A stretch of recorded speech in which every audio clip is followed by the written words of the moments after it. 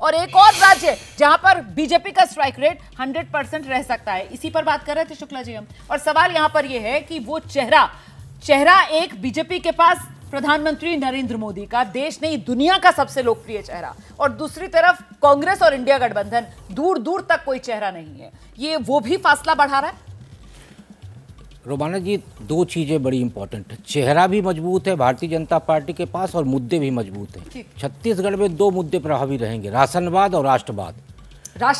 राशनवाद और राष्ट्रवाद, क्योंकि आप याद करिए कि रमन सिंह जी जब चीफ मिनिस्टर थे तो राशनवाद पे वो 15 साल तक वहाँ पे शासन किए। चावल वाले, ठीक है। पीडीएस योजना वहाँ की पूरे देश में लागू हुई और फिर नरेंद्र मोदी जी की सरकार बनने के बाद उनकी तरफ से मुफ्त राशन योजना जो लागू की गई वो अब 28 तक मिलने वाली है। तो राष्ट्रवाद और राशनवाद के साथ यदि बेहतरीन चेहरा यानी विश्वसनीय चेहरा यदि किसी पार्टी के पास है तो उसके लिए जो पहले से ही 10 सीटें लेके जीतती आ रही है, 11वां सीट जीतना भी उसके लिए मुश्किल नहीं होगा। इसलिए जो आपका ये पूरा आंकड़ा दिख रहा है वो बता रहा है कि छत्तीसगढ़ में इस बार हो सकता है कि कांग्रेस की स्थितियां वही हो जो 2014 में उत्तर प्रदेश में बहुजन समाज पार्टी की थी। ठीक है, आइए अभय जी।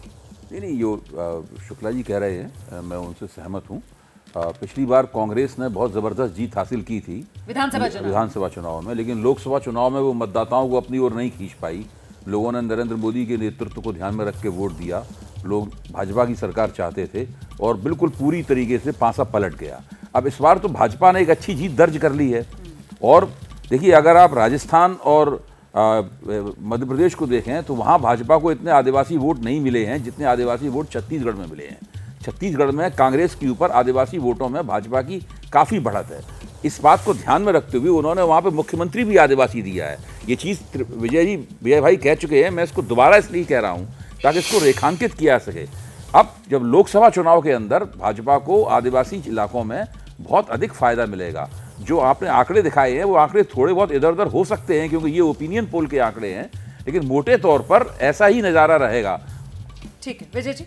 देखिए, दो चीज़ें हैं इसमें। एक तो अभी जिस तरह की बड़ी जीत हुई, आदिवासी वोट उसके साथ आए, बिना मोदी को मुख्यमंत्री बनाए वो वोटर ने उनका साथ दिया। तो जब मोदी का चुनाव है तो वो जाहिर है उसमें कोई कमी नहीं होती। मुझे लग रहा है ये 11 सीटों तक पहुंच सकते हैं, 10-11 जो भी होगा, लेकिन ये विनिंग मार्जिन भी यहाँ पर छत्तीसगढ़ में बढ़ेगा। और पिछली बार 2019 में जो 224 सीटें थी जहाँ पर 1 लाख से ज़्यादा का मार्जिन था, विनिंग मार्जिन, उसमें भी छत्तीसगढ़ मदद करेगा कि वहाँ पर जो रिकॉर्ड वाला जो है कि भाई 1 लाख से ज़्यादा वोट से जीतने वाली सीटें वो भारतीय जनता पार्टी की। और दूसरा, अभी चुनाव खत्म हुए हैं दिसंबर में और नई सरकार बनी है और मार्च में नोटिफिकेशन हो जाएगा, अप्रैल में चुनाव होंगे। तो इस दौरान भारतीय जनता पार्टी की मौजूदा सरकार के खिलाफ कोई एंटी इनकम्बेंसी की संभावना तो नहीं दिखाई देती है कि अभी कोई अचानक लोग नाराज हो जाएंगे भारतीय जनता पार्टी के नए मुख्यमंत्री नई सरकार से, तो वो भी संभावना नहीं दिखती। और राष्ट्रवाद और हिंदुत्व का जो पूरा मसला है, और अभी 2 दिन के आज अभी बैठक खत्म हुई है भारतीय जनता पार्टी की जहां वो कह रहे हैं कि अपना 10% वोट शेयर बढ़ाएंगे, तो वो उस पूरी स्ट्रेटेजी के साथ इस पर काम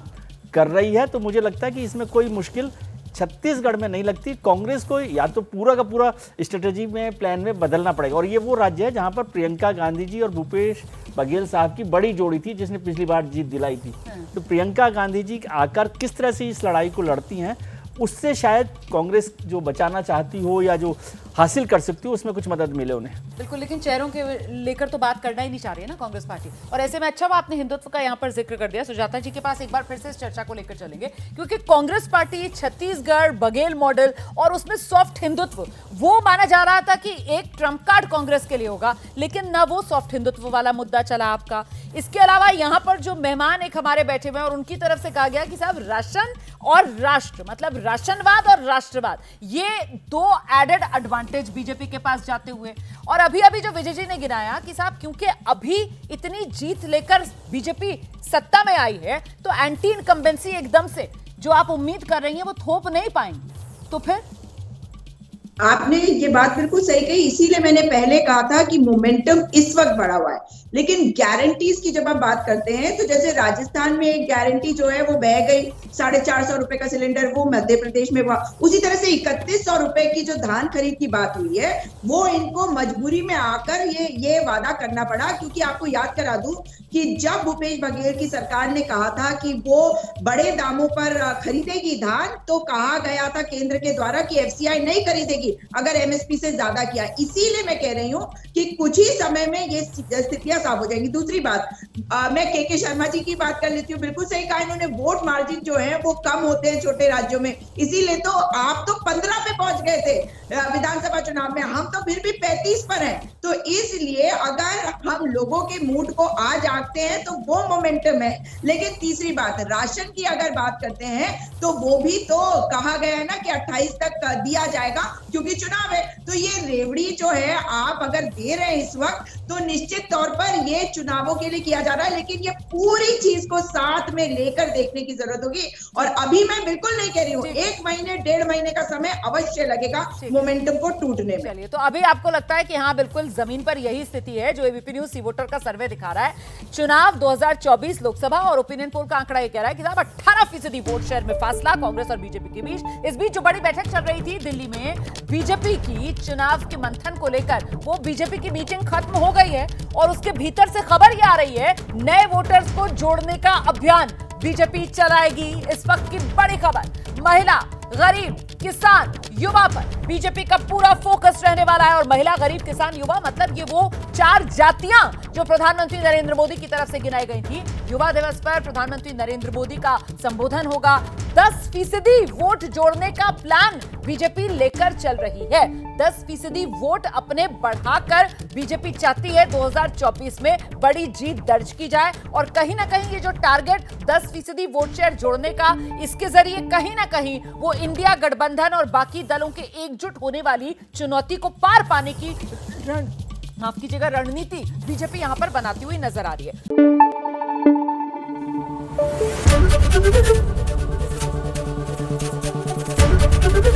एबीपी न्यूज आपको रखे आगे।